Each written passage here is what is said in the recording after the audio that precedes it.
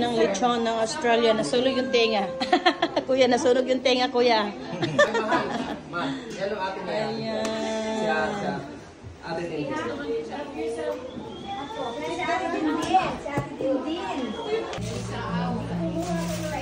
Lechon. Yung tayo nga yung tanggalin mo din. Tinanggal ko na. $5 per container.